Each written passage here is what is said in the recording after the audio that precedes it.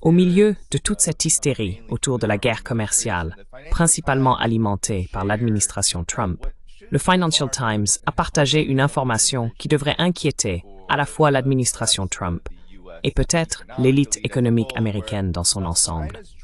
Les avoirs de la Chine en bons du Trésor américain diminuent depuis un certain temps. En 2010, la Chine était sans conteste le premier détenteur de bons du Trésor américain. Aujourd'hui, ses avoirs sont inférieurs à ceux du Royaume-Uni. Et bien sûr, cela intervient alors que, professeur Wolf, si vous souhaitez commencer, cette guerre commerciale sans fin bat son plein, l'administration Trump se concentrant sans surprise principalement sur les pays d'Asie et la périphérie de la Chine. Alors, professeur Wolf, quelle est votre réaction face à cette évolution et à son impact global sur la situation économique des États-Unis et leur position dans le monde?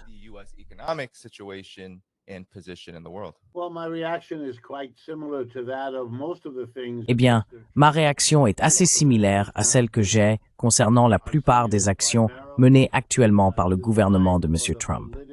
J'y vois avant tout une manœuvre destinée à assurer le succès politique qu'il espère obtenir sur le plan intérieur, ici aux États-Unis. Sa position de président est aujourd'hui plus fragile qu'elle ne l'a été depuis qu'il a prêté serment il y a 6 mois. Les sondages en témoignent, tout comme la fébrilité avec laquelle il cherche désespérément n'importe quel sujet susceptible de détourner l'attention du public des problèmes qui font chuter sa popularité. Et ces problèmes sont l'inflation, qui, bien qu'elle ne soit pas encore grave, persiste et semble devoir s'accélérer au second semestre, ce qui est une très très mauvaise nouvelle pour lui. Et le fait qu'il n'a pas mis fin, comme il l'avait promis, à la guerre en Ukraine.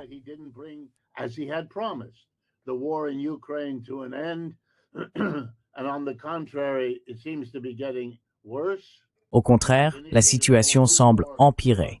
Il a déclenché une toute nouvelle guerre en Iran. Il n'a rien fait pour arrêter les horreurs à Gaza et au Moyen-Orient.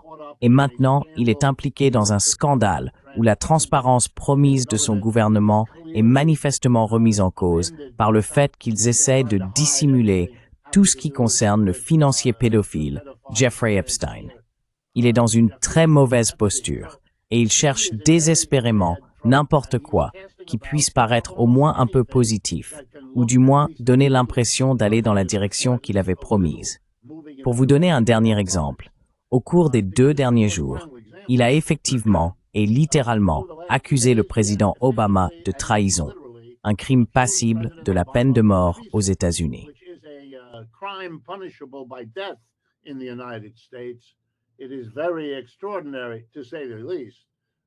C'est très extraordinaire, pour ne pas dire plus, qu'un président, je ne suis même pas sûr que ça soit déjà arrivé dans l'histoire américaine, suggère, et encore moins déclare, qu'un ancien président, surtout s'il est encore en vie, a commis un crime de trahison. On ne ferait cela que si l'on était désespéré de détourner l'attention. Donc, l'accord avec le Japon annoncé il y a quelques heures, qui semble positif, est un autre effort pour suggérer. Eh bien, au moins, je réussis quelque part ici à amener des pays à accepter des droits de douane plus élevés qu'auparavant, plus élevés que ce que l'on pensait qu'ils accepteraient un jour. Et voilà, je peux dire que j'ai obtenu cet accord.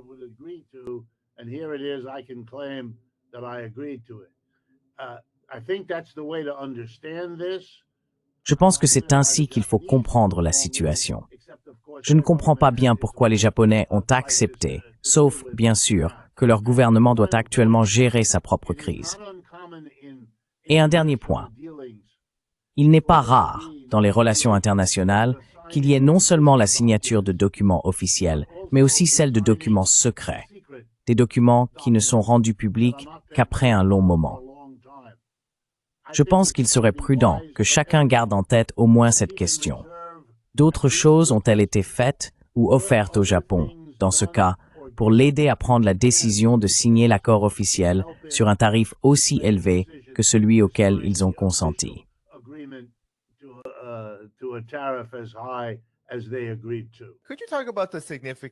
Pourriez-vous expliquer la signification du fait que la Chine se défasse des bons du Trésor américain au rythme observé ces dernières années, et en particulier au cours des 2 dernières années et sous l'administration Trump.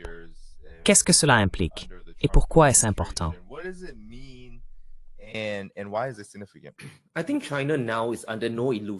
Je pense qu'aujourd'hui, la Chine ne se fait plus d'illusions. Le régime Trump, même l'administration Biden et l'ensemble des États-Unis est déterminé à s'en prendre à elle. Vous savez, la Chine fonctionnait selon l'ancien ordre du financement par le vendeur, n'est-ce pas? Elle vendait beaucoup de produits aux États-Unis. Les États-Unis lui envoyaient alors des dollars, et ces dollars étaient ensuite réinvestis dans les bons du Trésor américain. C'est ainsi que fonctionnait l'ancien ordre mondial. Il y a donc 2 choses que Trump fait réellement et qui sont en train de briser tout ce système de recyclage. La première, c'est lorsque Trump décide d'imposer un tarif douanier de 30% à la Chine, en plus des droits de douane déjà existants. Et pour certains produits, on parle de 70, 80, voire 100%.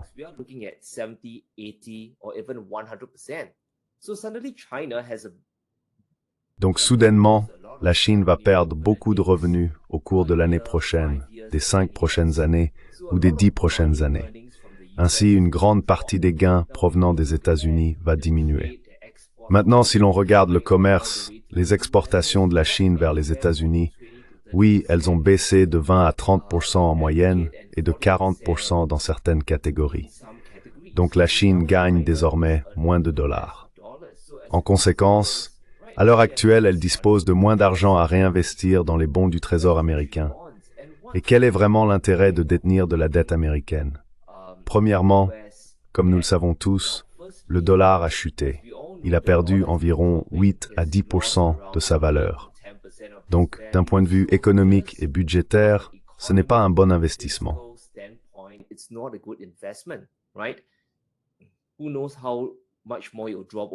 Qui sait combien ça va encore baisser au cours des 3 à 5 prochaines années? Et deuxièmement, la Chine a vu ce qui est arrivé aux ennemis des États-Unis, plus précisément ce qui est arrivé aux réserves russes. C'est quelque chose que nous ne pouvons pas prendre à la légère. Lorsque les États-Unis, sous l'administration Biden, sont intervenus et ont saisi environ 300 milliards de dollars d'actifs souverains russes, cela a été un véritable signal d'alarme pour tout le monde, pas seulement pour la Chine, mais pour l'ensemble des BRICS. Donc en ce moment, la Chine se pose des questions très importantes auxquelles il faut répondre, n'est-ce pas? Oui, ils gagnent beaucoup d'argent. Leur excédent commercial est d'environ 1000 milliards de dollars par an. Et où vont-ils placer leur argent?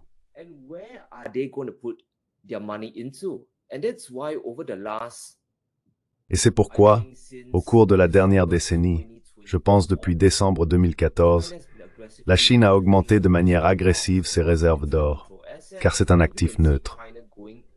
On voit la Chine parcourir le monde pour acheter de nombreuses mines de ressources minérales physiques, car ce sont des actifs tangibles qui, au final, ne peuvent pas être dévalués par les dépenses budgétaires américaines, les dépenses incontrôlées de Washington.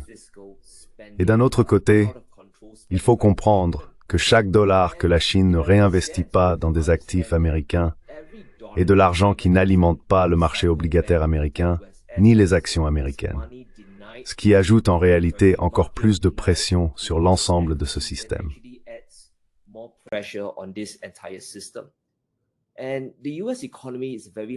L'économie américaine est extrêmement financiarisée. C'est un véritable réseau d'engrenage, pour ainsi dire. Comme nous l'avons vu au cours des 6 derniers mois, lorsque la guerre des tarifs a commencé, cela a provoqué beaucoup de chaos.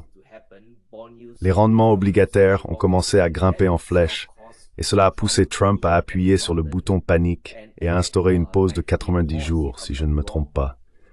Donc, je ne dis pas que la Chine est en train de vendre massivement des bons du Trésor pour faire s'effondrer l'économie américaine.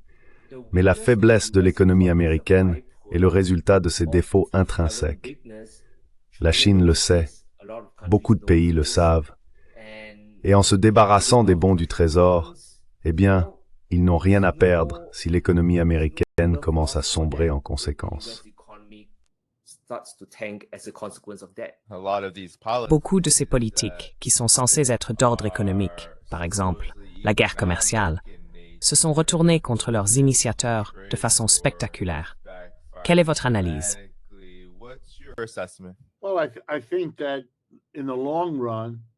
Eh bien, je pense qu'à long terme, c'est une catastrophe totale.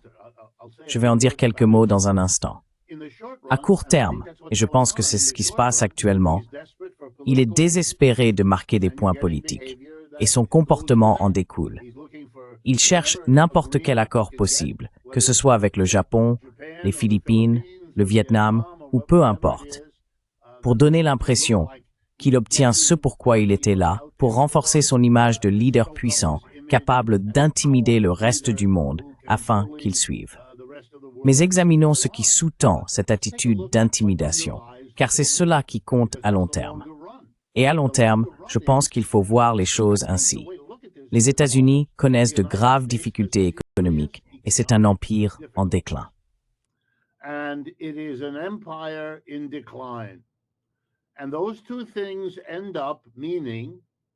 Et ces deux choses signifient finalement que cet empire, pour ralentir son propre déclin, est prêt à sacrifier les relations qu'il entretenait avec de très nombreux autres pays. Et il est prêt à le faire de manière brutale et implacable, ce qui enseigne à tous ces pays, amis, neutres, hostiles, une leçon qu'ils doivent reconnaître. Il en va de même pour les autres entreprises, sociétés, capitalistes de tous ces pays différents. Vous ne pouvez plus faire des affaires avec les États-Unis comme vous pensiez pouvoir le faire auparavant. Les droits de douane vous le montrent. L'insistance sur ces droits de douane vous le montre. La menace que M. Trump a répétée à plusieurs reprises est que si vous êtes un pays qui riposte aux droits de douane imposés ou à leur augmentation par les États-Unis, alors nous vous frapperons à nouveau en augmentant encore les droits de douane, dans une sorte de procédure d'escalade. Nous allons vous nuire économiquement si nous le pouvons.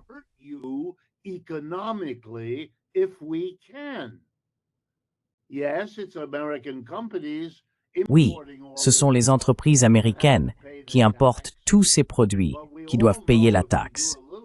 Mais nous savons tous, si nous faisons un peu d'économie, que ces entreprises, confrontées à une hausse des coûts parce qu'elles doivent verser un droit de douane à l'oncle Sam pour tout ce qu'elles importent, feront tout leur possible pour réduire, transférer ou éliminer ce coût supplémentaire, exactement comme elles le font pour tous les autres coûts auxquels elles sont confrontées, et comme elles l'ont toujours fait. Voici donc ce qu'elles feront. Elles répercuteront ce coût en augmentant le prix final pour le consommateur. C'est une façon de s'alléger le fardeau. L'autre option consiste à retourner vers le pays d'origine auprès duquel elles achètent et à essayer d'obtenir un prix plus bas, afin que ce soit le pays d'origine qui absorbe le droit de douane.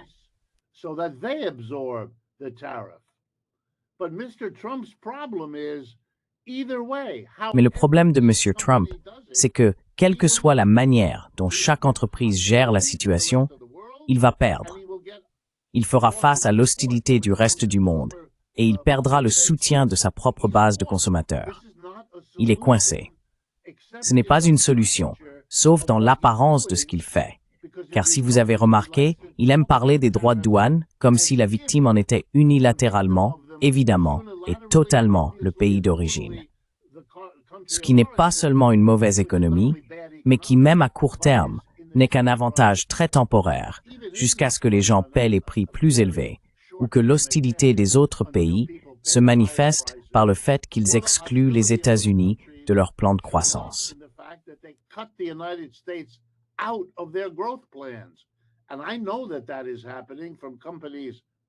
Et je sais que ça se produit dans les entreprises avec lesquelles je suis associé.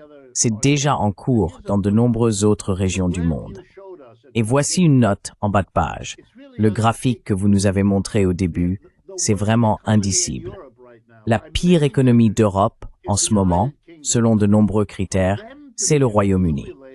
Qu'ils accumulent des avoirs en dollars alors qu'ils ont désespérément besoin d'utiliser ces dollars pour développer leur propre économie et sortir du gouffre dans lequel elle a sombré, c'est un commentaire cinglant sur le gouvernement Starmer et sur les conservateurs qui l'ont précédé.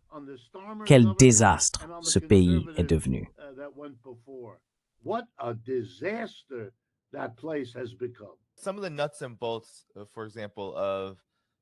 Certains des aspects techniques, par exemple, du dernier accord commercial de Trump avec le Japon, car le Japon est un rouage très important dans la stratégie globale des États-Unis, qui inclut à la fois des plans de guerre économiques et militaires. Et il semble que le Japon vienne s'engager dans quelque chose que, comme Donald Trump l'a dit au début de mon monologue, il est prêt à concéder pour ouvrir son marché aux États-Unis.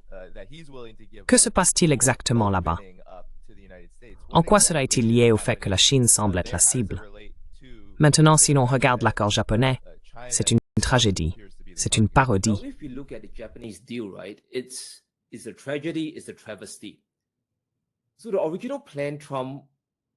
Donc, le plan initial que Trump voulait imposer au Japon prévoyait un tarif douanier de 25%.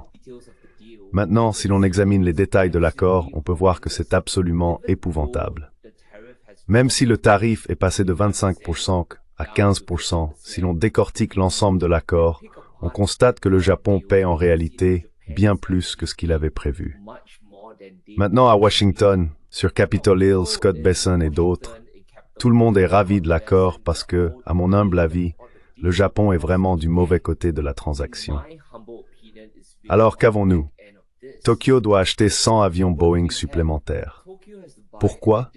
Pour aider l'entreprise préférée de Trump à rester à flot.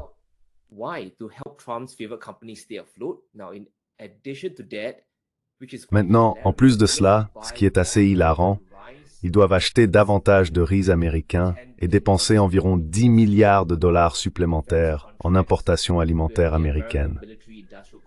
Les contrats de défense avec le complexe militaro-industriel américain vont augmenter d'au moins 3 milliards de dollars. Et il y a un autre aspect de l'accord japonais qui est en réalité très avantageux pour les États-Unis et qui m'étonne. Le Japon va mettre en place une sorte de fonds pour investir un demi-billion de dollars dans l'économie américaine. On peut donc voir que Trump et l'administration américaine font tout leur possible pour soutirer à leurs alliés leur capital, leur argent, afin que les États-Unis puissent essentiellement s'en sortir indemnes de leurs problèmes.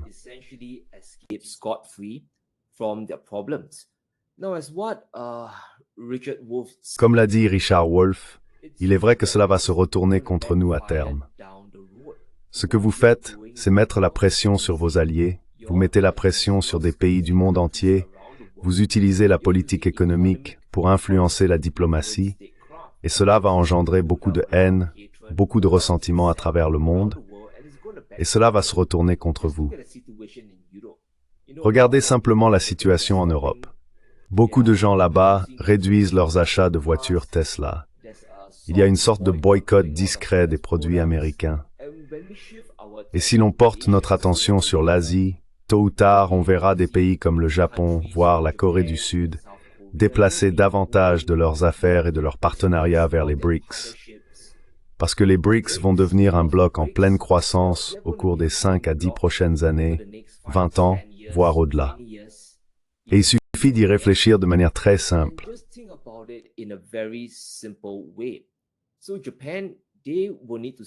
Donc, le Japon devra vendre aux États-Unis avec un tarif douanier de 15%, n'est-ce pas? Nous savons tous que la majorité de ce tarif sera supportée par le peuple américain. Les entreprises répercuteront le coût supplémentaire sur les consommateurs. Mais il y aura aussi pas mal d'entreprises japonaises qui devront absorber une partie de ces tarifs, non? Je veux dire, un tarif de 15% est très punitif quand on considère les grandes marques automobiles japonaises comme Toyota, Nissan et Honda. Leurs marges sont de 10 à 15% au mieux. Donc leurs bénéfices vont baisser. Et la seule façon pour le Japon, et peut-être la Corée du Sud, une fois qu'ils auront signé l'accord, qui, à mon avis, sera également assez terrible, c'est de réduire leurs coûts de production. Et la seule autre issue vers laquelle ils peuvent se tourner, c'est Chine.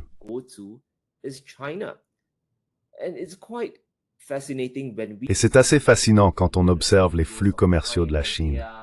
Leurs exportations vers les États-Unis diminuent, mais dans l'ensemble, tout augmente. Et pourquoi cela? C'est parce que d'autres pays dans le monde, qu'ils aiment la Chine ou non, que ce soit les Européens, le Moyen-Orient, ou même certaines entreprises américaines, ont besoin de commercer avec la Chine pour réduire leurs coûts de production. Car s'ils ne le font pas, leurs profits vont s'effondrer. Il y aura des licenciements. Les consommateurs américains feront face à des prix plus élevés. Et cela provoque réellement un effet de cascade sur l'économie américaine. Ainsi, la guerre tarifaire de Trump est punitive non seulement pour le monde, non seulement pour les alliés des États-Unis, elle aide en fait la Chine. Mais elle détruit plus ou moins l'économie américaine en temps réel.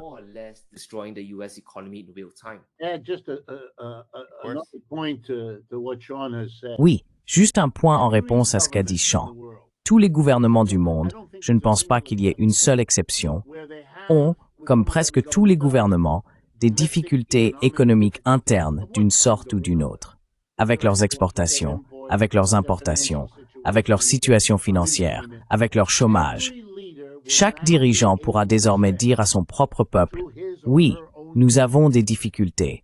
Blâmez les Américains. » Parce que ce que font les Américains complique la situation pour tout le monde. Et il y a donc une part de vraisemblance.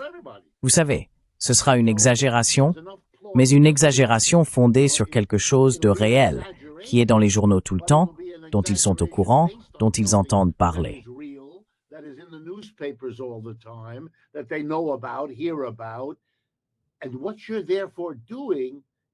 Et ce que vous faites donc, ce n'est pas que vous abandonnez ce qu'on appelait autrefois le soft power.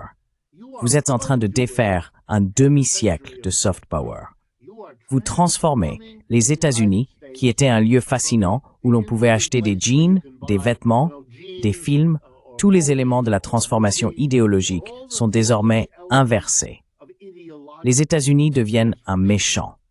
Les histoires sur la façon dont les immigrés sont traités, ou même, d'ailleurs, les personnes qui ne sont pas immigrées, mais qui s'inquiètent à leur arrivée dans un aéroport américain, que va-t-il leur arriver?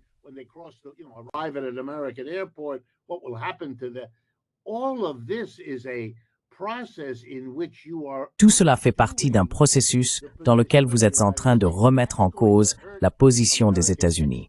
Et cela va nuire de manière significative aux exportations américaines. Cela va entraîner toutes sortes de conséquences. Des scientifiques quittant une région du monde pour poursuivre leur carrière ailleurs. Je pourrais continuer. Nous commençons déjà à le constater. Et c'est très encore une fois, c'est tellement flagrant que je me demande si le niveau d'anxiété concernant la situation ici, aux États-Unis, parmi les personnes au sommet, n'est pas bien plus avancé que ce que nous pensons, car ils font tout pour nous empêcher de voir où se situe le problème. Et donc, même nous, avec notre regard critique, nous nous laissons avoir, sans voir à quel point la situation est grave. Sinon, pourquoi ferait-il cela?